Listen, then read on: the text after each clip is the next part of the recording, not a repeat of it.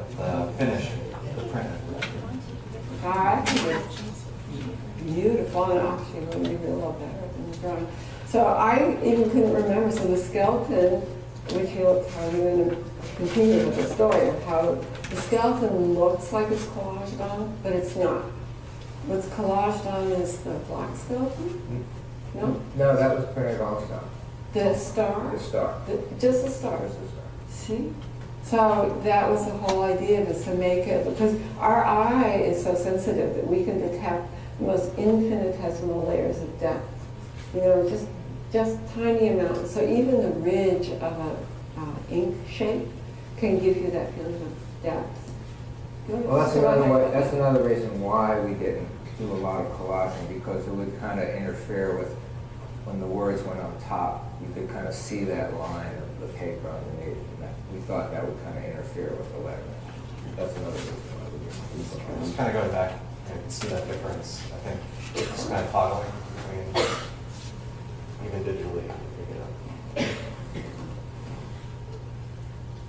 Yeah, and we had to really, there's a photo we'll show you later where, you know, it's all about relationship. I mean, what lighter, and it makes something else darker. So what is the little art medley that's going out in the relationship between these objects? So we would go, like, what do you think, right? Yeah. So now we're getting to the additioning. So right here, when Lesley's there, we were trying to think that, I didn't know, I thought Lesley was there for 2 weeks. She said she was only there for 1 week. But we did 5 prints, and I don't think we could do 5 prints in 1 week. No, I think you're right. I think Yeah. it's 2 weeks. Anyway, Yeah. it just flies by. But anyway, we don't do any of the additioning when the artist is there. Lesley's there, we do the proofing, we get it to where she approves it, she signs an approval to print, and then she's free to leave. So she goes back. He wants you to leave. The danger is that halfway through the edition, if the artist is still hanging around, the artist might go, oh, you know, what if you made that blue? No, Lesley, you sign this one. Exactly. Sign this one. So what stage of the printing are you at here, Bill? Can you tell? So what we're doing here is we're now in the process of printing the edition. So you can see the print in the foreground is the approval. The one next to it, you know, we have a couple of colors on it. And my assistant, Peter, who actually was printing the edition, we were kind of, like I said, there's a really transparent color behind that skeleton. So we were printing that, I think, that's what it looks like. And we were just checking the color to make sure it was, you know, just not too dark, not too light, just right. So we're kind of checking it out. So this is Peter, he's printing, now it looks like he's printing, this is another run, he's printing the black run of the black skeleton. Because you can see the roller in his hand, it has black ink on it. And Peter would be one of the assistant printers? Right. Tamara is, Mark probably explained this to you, but it's a 2-year program. We get 8 students the first year, and we whittle it down to the best 1 or 2, and we invite those students to work with me and the artist that we invite for another year. And they get paid. It's like a graduate assistantship. And so this year, I had 1 student. His name was Peter Hartz. And so he works with me for a year. And so we work together as a team when the artist comes in. It's the experience of working with someone like Lesley. And look at the beautiful light. You know, it's not, especially when you're checking color. And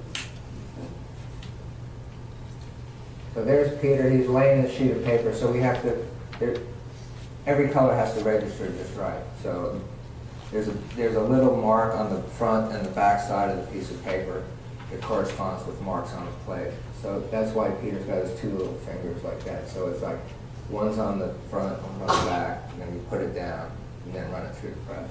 And also at the very end, didn't I fly back to sign? Did you? I don't know. I don't remember. Who signed? I think they were shipped. I think we should.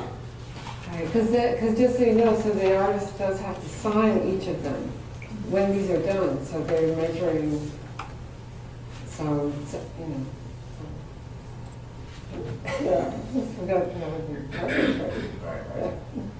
So there's Peter pulling off that looks like black run, that the skeleton. So that's one of the colors that we paint. So then I really like this skeleton praying, and it's actually all over the internet. It's become really popular. In fact, one of my assistants just this week, she came to work on Wednesday, and she had tattooed her arm from here to here with this figure. I was like, oh, Maxine. She said, my mom's going to kill me. I said, but anyway, but it's a really poignant gesture, I think, that skeleton praying, and I scraped into it with sandpaper to just make it even more fragile, and grounded it by making the feet darker.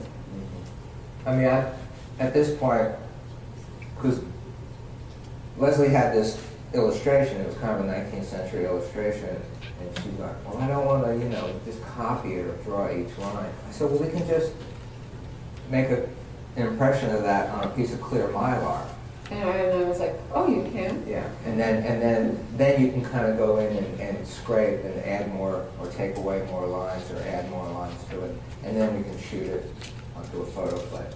So when she realized we could do that, it kind of opened up more possibilities for like the next print that we did. And that's also very common. The artist goes there innocent.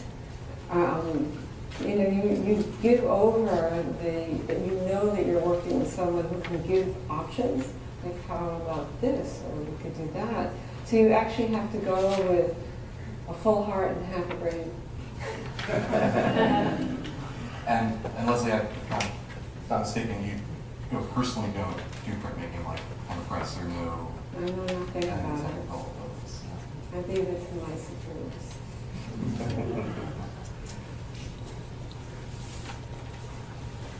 I'm drawing. Lesley's drawing, preparing for another print here, which is this one. So now I have, this is sort of like I love Bill Knight. Whoops. So I just want to show you, we did so many runs of the hoof of the horse going into the skeleton's face, because I wanted it to be as if, when we talk and all this language comes streaming up, especially for praying. It's like we're like praying like way up to the sky that something will come out. And so this particular borderline was really important. It felt we would talk about the story of it, that we wanted it to not just flow in, but to have some boundary, but to have this feeling that there was a flow. So Bill did this exquisite job of, I think we did 2 tries first, and color and everything. And what I said before about standing back and having the colors relate to each other. I mean, there's black and gray and gray and gray, but the grays are all different grays, warmer, cooler, drawn. So you want something that, we wanted something that felt had spaciousness to it. So we would talk to each other in this kind of language. I mean, kind of grunts in a way. So what do you think? Yeah. Why technically was that so challenging? Well, like as Lesley said, she didn't want just this line that separated the horse from. She wanted it to be one thing. So I think what I did was that gray color that was just a flat color behind the drawing of the horse. You can't really see it on the slide or what's on the wall, but it's the ink is slightly lighter in that hoof area. So it's kind of like a blend, like it goes from light gray gradually up to a darker gray up to the horse skeleton. And it's important for me because I'm an artist that uses words always in my work, so it just felt this was so much about being vocal. Oh, so there we are talking. Okay. Yeah. It'd be like, because you have to step back and pin it up. Well, you all know, you're probably all artists. And block things over. So, really collaboration is about bringing your absolute, I rest before going down to work with Bill. I don't know what you do. But you have to bring your most alert mind, you're most alert and you're most relaxed at the same time because of the give and take. So, and Bill also, because in many ways you are looking to make the best art you can. And so you want to have, like, where is the spark in Bill that he wants to get? And where's the spark in me? And then ultimately, really, where's the spark in the piece that makes it turn into something, hopefully, that we can call art? So you come almost breathless because it's in anticipation of making the right decision. So we focus, I mean, you know, we're relaxed, but we're... And I think that's one reason, somebody asked us earlier, oh, there's so much time in between when you put down one color and then the next color. Doesn't that feel like it kind of hinders the collaborative process? But I think it helps because it gives you time to think more about what's happening and, you know, is that really the right decision, or let me sleep on it overnight and we could talk about it in the morning, we could change the color. So, you know, decisions like that, the time element is, I think it's important to have that waiting period.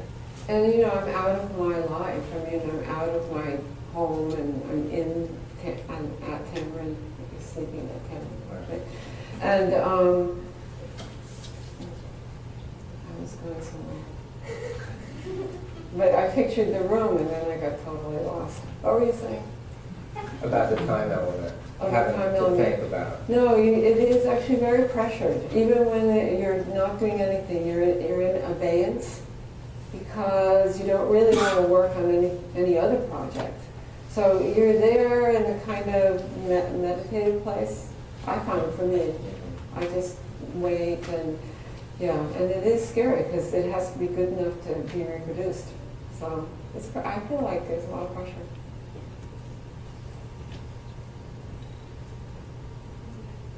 Okay, so then we thought, okay, you could tell we really got into these skeletons. So we were big time. So I'm going to pass these around so you can see how insane these are. So at home, I cut them all out. And, well, we thought we'd make a skeleton doily. You know, pretty, and we thought we'd make a skeleton doily. So I'll tell what I do, and you're going to tell what we did, and then I can pass these around. So at home, I cut things out with an X-Acto knife, listening to NPR, and you can pass these around, and then, or you can pass that one, and then this one, I'll hold it up. Okay. Okay, so I think these were the ones that Lesley cut out on her own. So when we decided to do this print, I was like, I'm not cutting out 150 of these things. There's got to be a better way. So I realized that the architecture department has a laser cutter that they use. So I called the guy and made an appointment, and we went over there, and I said, can you cut through, you know, this Japanese, this kind of mulberry paper?